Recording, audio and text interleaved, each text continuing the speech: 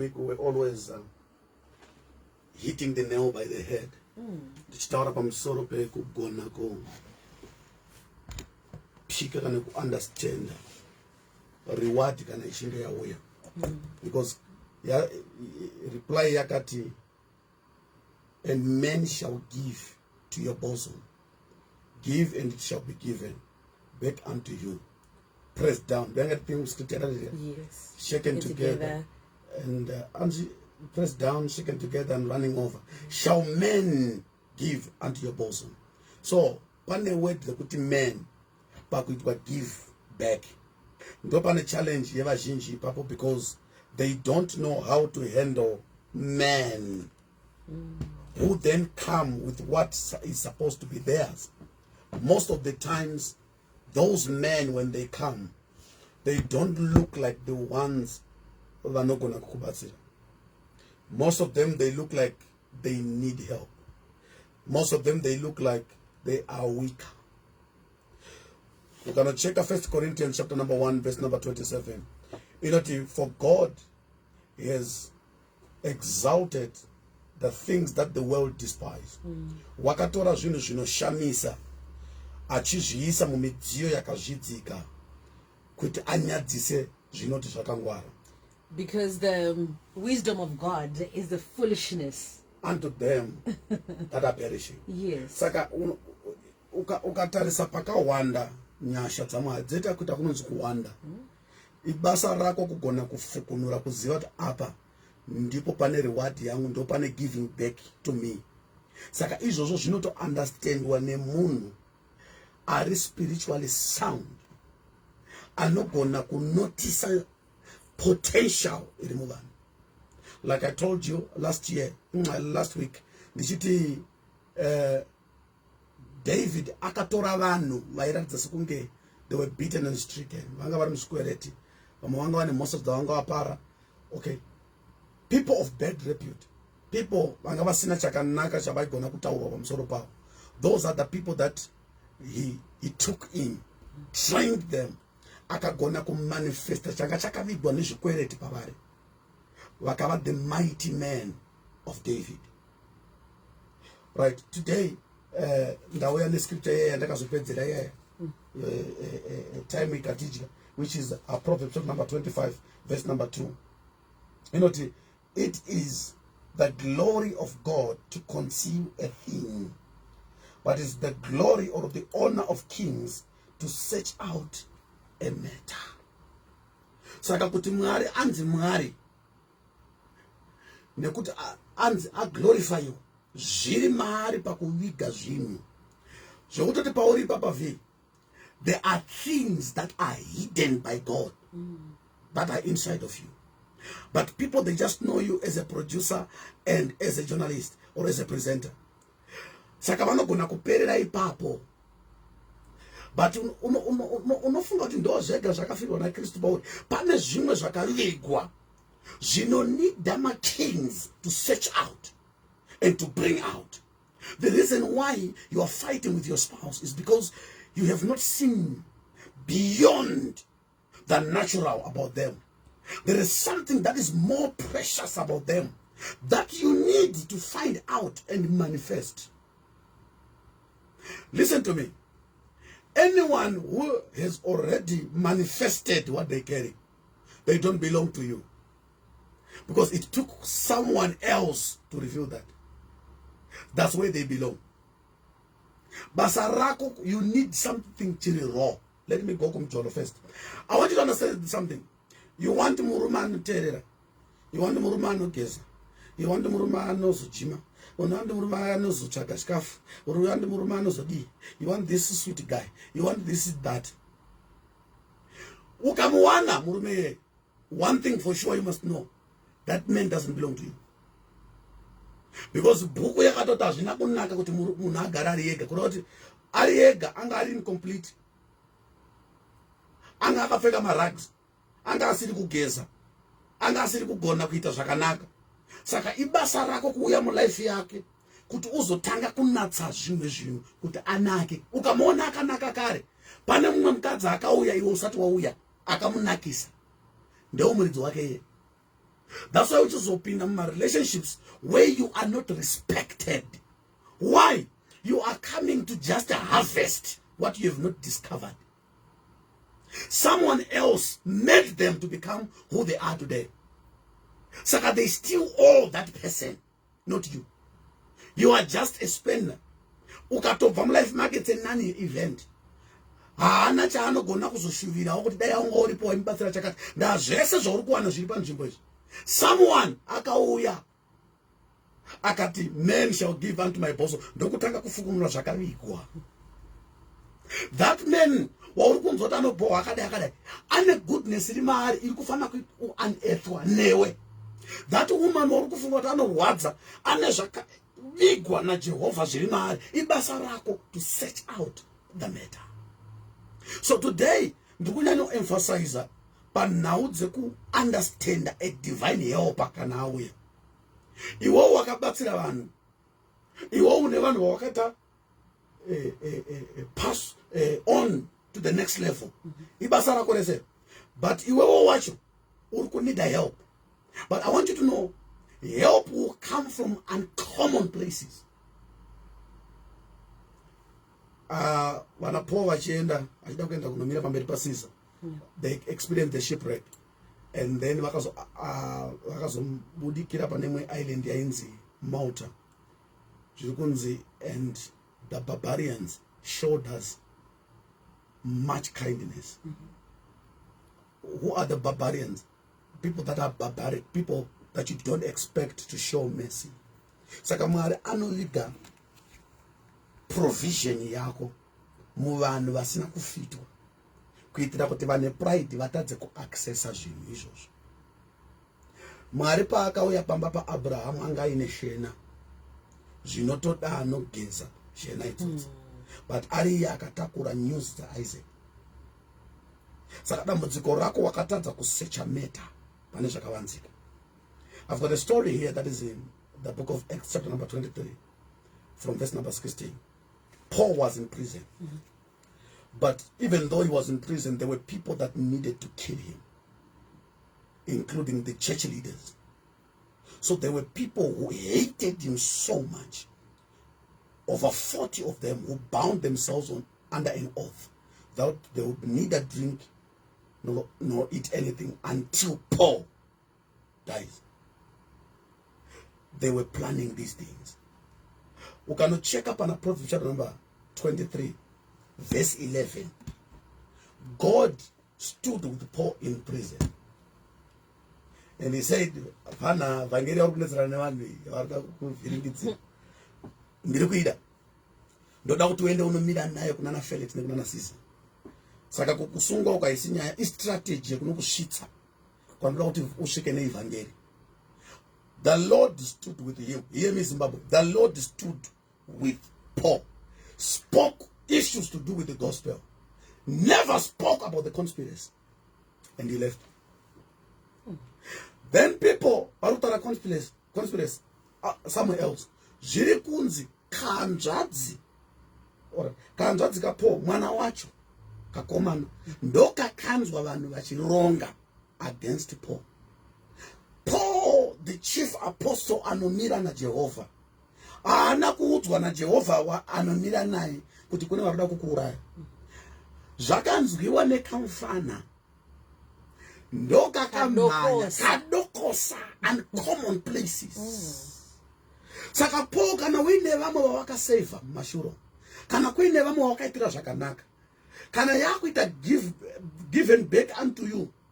Press down, shaken together and running off. Iri kuuya nemfana asinganzwi Mwari. Achibatsira anonzwa Mwari. So chirikuitika panapa mfana hakuuya ndokusvika pane mupurisa ndobva ndakuona sekuru. Ndokusvika pana sekuru akati sekuru mafa. Zvakanzi ndanzwa vanhu vachironga kudai varikuda kuedza kukukumbirai kubva kumaRoman soldiers voti tida kumbonomubvunza zvinhu kuchechi. On the way there are over 40 men lying in waiting to assassinate you. One is you kid. Paul ndokushedza a centurion. Ndokubva ati endesa mukomana uyu to the chief captain. Ane mashoko harida kumuudza. The centurion ndokutora kakomana ndokane access kune help yauri kuda. But iwewe uri kuti unogona kuti, but God spoke to me. He never told me about these things. I talk to God. There are people who are in positions of greatness, and their demise is in them not being able to lower their ears to hear what those who are in lower ranks are saying. That's powerful. V, auswere maraini wewe. Unoswera kubasa. Munoswera kumabasa kwenyu kwakanaka mchita meeting. Kune vanoswera mughetto. Dzidza kulowa nzeve unzwe zvaswera zvichiitika. Wafundisi, mune ma-advisors here ari paground. Advisor wangu hataure nendimi. Anenge ari muvanhu. Zvekumweya uko ndinokavha ndiriko. But ndine zvandinoda kunzwa futi. Iye anongondiudza kuti sheti yenyu haiite. Musapfeka iyo. Alright. Anongondiudza kuti kati yenyu inenge yaneka udzenga dzenga mukati. Amungochi ndo basa rateboko irore. Kungondiudza kuti apa musafambe napa. Why? Ma divine helpers kana achiuya vane zvimwe zvavanoona zvausingaone iwewe waudzwa revival naMwari. So you should not despise them. You should not despise them. Ruel atezvara vaMoses avasirivo vakatomwa naJehovha asi muprofita. Yes, I was actually reading that. I was. Yes. Ndikati Mwari anga ataura naMozisi ka. Mwari anga ataura naMozisi tungamira vanhu. Ndokupa Ruel akati Moses. Dangari ukurowa. But can't you see that this is too much work for you? Oh my God, I was reading that. So you must know, apart from you having a spiritual side, you must have an administrative side. Because I even asked myself, why could God not communicate this to Moses himself to come with this wisdom? Could he do this and that and this and that? He could not. He had to send Vatezara. But we are kuitira kuti urambe uchiziva kuti you also need people in your life despite your level. Kune vanhu vanobatwa kumeso negreatness zvokuti they can no longer hear anyone else. They feel they are the only ones who should hear. Do you know there are pastors who no longer hear sermons? Whenever they are in church, it's them preaching. True. They don't sit down to listen to what God is saying through other people. Saka chinoita kuti uwire mumadzudzo kusateerana mudhara nyondeni vanoswera mumaro ndo vane information ezvinosara zvichiitika mumapokosi. Zvivanhu zvinosara mumanext door ndo zvinoziva kumasunyirwo ari kuitwa nzeve vana vako namaid. But you hautaure nevanhu, you don't talk to people because haukumbirisa kuti munhu. My friend, dzidza kulowa yo iye. Kune madzimai pamusika iwaya vane nyaya dzekukuudza. Unoziva here kuti when munhu wako is cheating, you're the last person to know. That's true. The reason why you're the last person to know, you don't listen to anyone. Saka zvinoitwa zvigoitirwa pamba pako vanhu vachitya kukuudza. You are not receptive to anyone. Unoziva hysteric. Saka Paul haana kuitisa nharo mfana kuti hakuna chinoitwa naMwari asina kundiudza. Ina my prophet of God. Nezuro chache Jesu. Kwete ngirozi Jesu. The Lord stood with me. Zvinochana chidoko saicho. Unoudza zvodanzi inini life yangu iwe uri kundiudza kuti life yangu iri on threat. Inini ndikutokuudza kuti Ishe akatomira neni akatondiudza kuti ndichatoenda kuna Caesar. Saka iwe uri kutonyepa because ndakatoudzwa kuti kumberi uko ndikutoramba ndichitoparidza.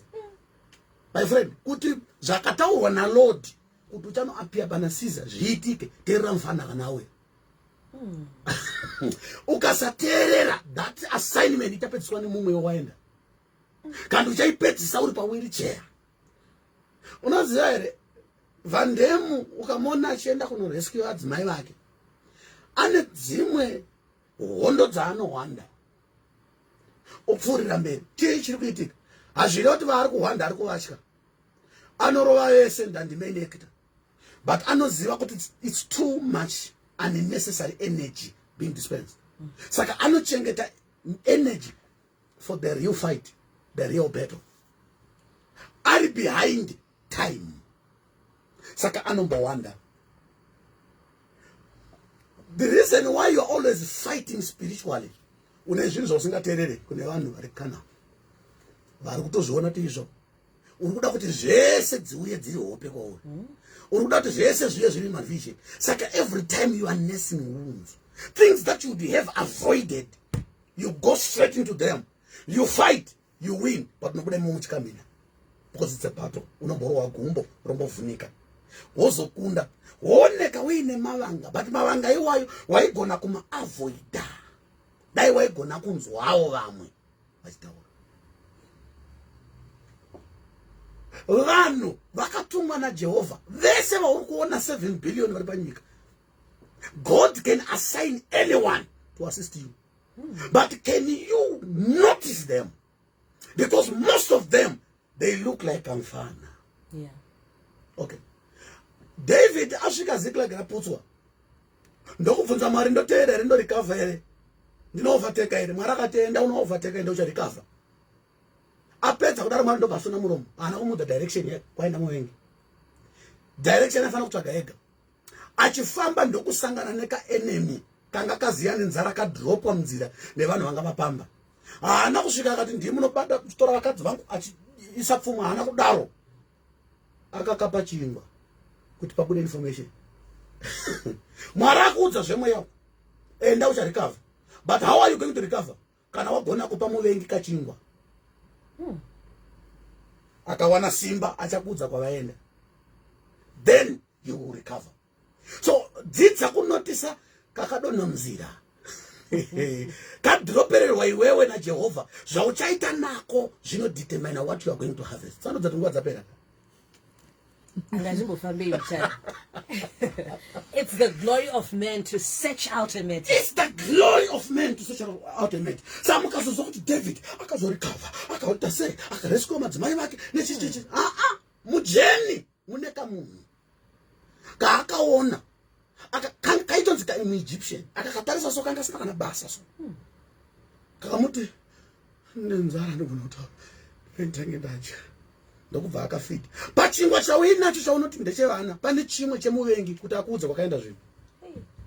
But iwewe manje hauzive, ukangoona anonzi muvengi, ukangoona uniform unoisa pfumo. Ndichipedzisa zvanzi naGoriath anenge andirova mukandiuraya, vaFilistia vachava varanda venyu, inini ndikauraya munhu wenyu, vaIsraeri vachava varanda vedu. David ndobva arova Goriath, ndobva adonha. Chii chinofana kuitika? MaFilistia vanofana kuvachi manje nechiki zviri kunzi vakatsoma vanhu vachiuraya, vakanosvika kuna naEkironi vachiuraya maPhilistines. Vapedza kuuraya maPhilistines maakufara, mapedza kufara mvura yekunwa munonochera mega. Vanga vari varanda vaifana kuzokusevhai, but makaisa pfumo, makanganwa rad concession zvamakawirirana. Manga mawirirana kuti kana takunda muchasevha isusu. Panguva yataifana ngichenda kuminda tega ndimi chatirimira. Ndokubva vatanga kuuraya varimi, potential farmers for them. Saka wapedza kuuraya muvengi, zvaaifana kuzoita for you unoita wega nekuti une hasha stereki. Shall men give to your bosom? Man. And it's all about you man. are waiting for this supernatural angelic being to come and save your world, but God works with people. Spiritual. Panofana kuuya nayo naivi. Asanouya nayo. Unogona kumunotisa here kuti ndiye anayo. Powerful. Thank you. Bishop, the BMC, where do we find you? +263 773 115 025. Facebook page, the BMC. We are also at Riotton Sports Club, 9 a.m. to 12 p.m. in town. And then we are also in Chitungwiza, 1 p.m. in Unit N to 4 p.m. Thank you. Powerful. Thank you so much for your time. We love you, Bishop. Thank the you. BMC. Love you too. Taking your time to exactly 10 o'clock. It is time for the news. This is